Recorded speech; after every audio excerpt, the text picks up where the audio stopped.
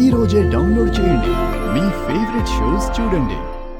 ఇక ఈ రోజు మన సూపర్ ఫుడ్ వంటిల్య వైద్యశాలలో రెడ్ పంప్కిన్ బ్రెడ్ ని తయారు చేసుకునే విధానం ఏంటో చూద్దాం. డాక్టర్ గారు, మరి బయట దొరికే బ్రెడ్ అయితే కేవలం అచ్చంగా మైదాతో ఉంటుంది. మరి ఈ తీపి గుమ్మడికాయను ఉపయోగించి బ్రెడ్ ని తయారు చేసుకునే విధానం ఏంటో ఒకసారి చూపిస్తారా? 100 గ్రాముల తీపి గుమ్మడి సుమారుగా 24-25 క్యాలరీల శక్తి ఉంటుంది. సహజమైన తీపి ఉంటుంది కాబట్టి మనం బయట నుంచి తీపి ఎక్కువగా వేయక్కర్లేదు, అవసరం లేదు. అవును. కొన్ని పోషకాలు, ఫైబర్ ఇట్లాంటి ఎక్కువ ఉండే విధంగా మల్టీగ్రెయిన్ పిండి తీసుకుని అందులో తీపి గుమ్మడికాయని మనం ఉపయోగించడం ద్వారా ఈ బ్రెడ్ కూడా చాలా టేస్టీగా పోషకాలు, ఫైబర్ ఉండే విధంగా తయారవుతుంది. మార్కెట్లో, బేకరీలో దొరికే బ్రెడ్ తో పోలిస్తే ఇలాంటివి ఆరోగ్యానికి హాని ఉండకుండా బెనిఫిట్స్ ఇస్తాయి. కాబట్టి అలాంటివి ఎలా తయారు చేసుకోవాలో చూద్దాం ఇప్పుడు.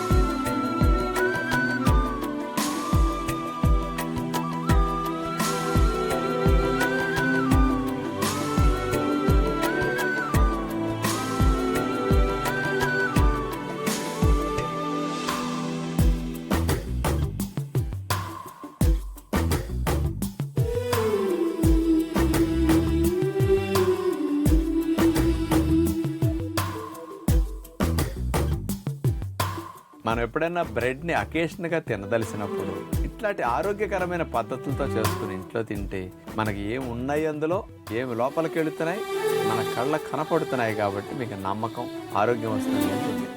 అదే బయట కొన్న వాటిలో అసలు చెప్పేది ఒకటి, లోపల ఉండేది మరొకటిగా ఉంటున్నాయి ఈ రోజు. కాబట్టి భయం లేకుండా ఆరోగ్యాన్ని పొందే ఇలాంటి ఆహారాలు ఇంట్లో చేసుకోండి. చూసారు కదండి, మరి డాక్టర్ గారు చూపించిన విధానంలో రెడ్ పంప్కిన్ బ్రెడ్, ఈ గుమ్మడికాయను ఉపయోగించుకుని మనం బ్రెడ్ని తయారు చేసుకుంటే ఎంతో రుచికరంగా ఉంటుంది, అలాగే టేస్టీ, అలాగే హెల్దీగా కూడా ఉంటుంది. కాబట్టి ప్రయత్నించండి.